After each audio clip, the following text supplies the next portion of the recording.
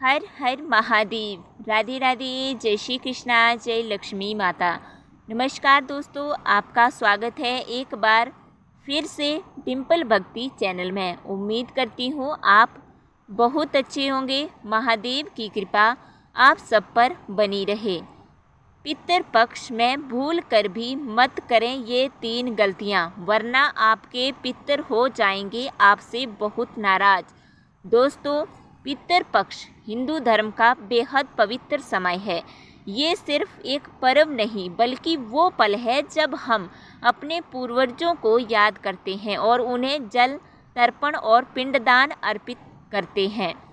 मान्यता है कि इन 16 दिनों तक हमारे पितृ धरती पर आते हैं और अपने वंशजों से उम्मीद करते हैं कि वे उन्हें श्रद्धा से स्मरण करें।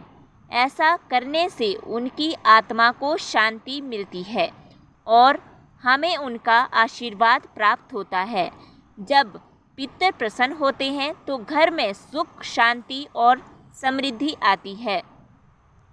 लेकिन अगर इस समय कोई गलती हो जाए तो पितृ नाराज भी हो सकते हैं। इसीलिए इस पूरे समय को भाव और श्रद्धा से निभाना बेहद ज़रूरी है। दोस्तों, इंसान से गलती होना स्वाभाविक है, लेकिन पितृ पक्ष कोई साधारण समय नहीं है। यहाँ छोटी सी गलती भी पितरों को नाराज कर सकती है।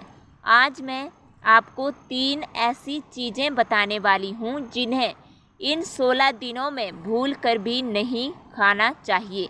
सबसे पहली है मांसाहारी भोजन, चाहे मांस, मछली, अंडा या शराब। अगर आप पितृ पक्ष में इनका सेवन करते हैं तो ये आपके पितरों का अपमान माना जाता है। यह समय सिर्फ सात्विक भोजन का है, जैसे खिचड़ी, खीर, फल या रोटी। दूसरी चीज़, प्याज और लहसुन, इन्हें तामसिक आहार माना गया है। पितृ पक्ष में अगर आप शुद्ध और सात्विक रहना चाहते हैं तो इनका त्याग करना ज़रूरी है। दोस्तों, अगर आप इन नियमों का पालन करेंगे तो आपके पितृ प्रसन्न रहेंगे और जीवन में सुख शांति बनी रहेगी। दोस्तों, अब जानते हैं वो 3 सबसे बड़ी गलतियां जो पितृ पक्ष में बिल्कुल नहीं करनी चाहिए। पहली गलती है आलस्य। श्राद्ध और तर्पण को टालना या बाद में करने की सोच लेना पितरों का सीधा अनादर है। याद रखिए, समय निकल जाने के बाद किया गया काम पितृ स्वीकार नहीं करते। दूसरी गलती है दिखावा और अहंकार। कई लोग श्राद्ध में फिजूल खर्चे और दिखावा करते हैं, जबकि सही तरीका है शांति और श्रद्धा से विधि विधान अनुसार पूजा करना। तीसरी गलती है अपशब्दों का प्रयोग।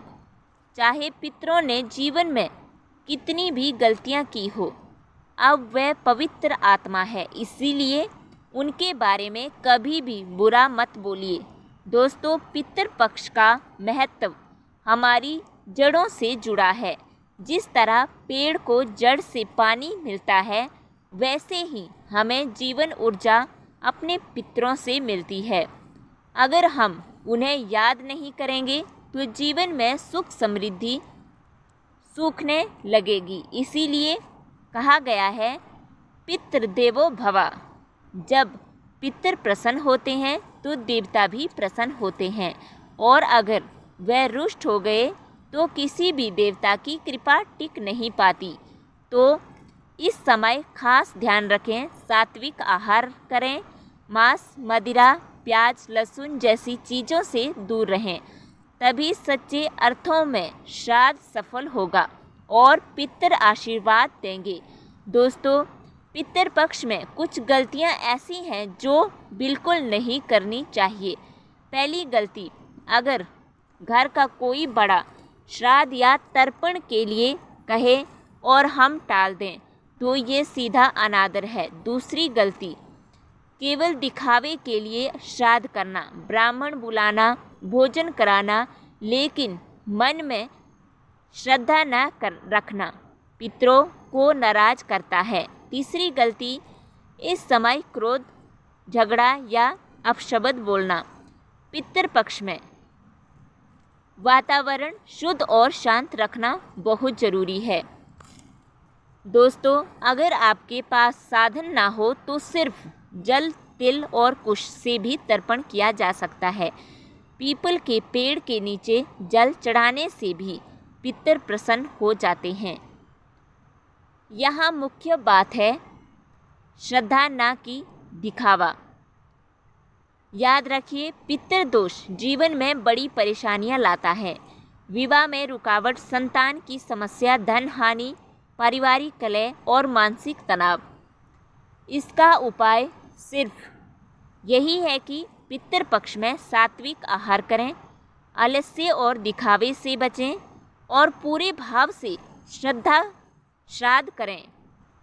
छोटी सी श्रद्धा भी पितरों को प्रसन्न कर देती हैं और उनका आशीर्वाद जीवन को सुख समृद्धि से भर देता है। यही पितृ पक्ष का असली संदेश है। अपनी जड़ों को मत भूलिए और पितरों का सम्मान कीजिए। तो दोस्तों, पितृपक्ष का महत्व हम सभी के जीवन से जुड़ा हुआ है। अगर हम इन दिनों श्रद्धा और सात्विकता से अपने पितरों को याद करेंगे तो उनका आशीर्वाद हमें हर कठिनाई से बचाएगा और जीवन सुख समृद्धि से भर जाएगा। आपको ये जानकारी कैसी लगी? कमेंट बॉक्स में ज़रूर बताइए और हर हर महादेव लाइक और शेयर करना ना भूलें ताकि ज़्यादा लोग इसका लाभ ले सकें। मिलते हैं अगले वीडियो में। ये वीडियो केवल धार्मिक ग्रंथों और मान्यताओं पर आधारित है। इसका उद्देश्य किसी की भावनाओं को ठेस पहुंचाना नहीं है। दर्शकों से निवेदन है कि किसी भी पूजा पाठ या विधि को करने से पहले अपने गुरु या योग्य पंडित से सलाह अवश्य लें। धन्यवाद।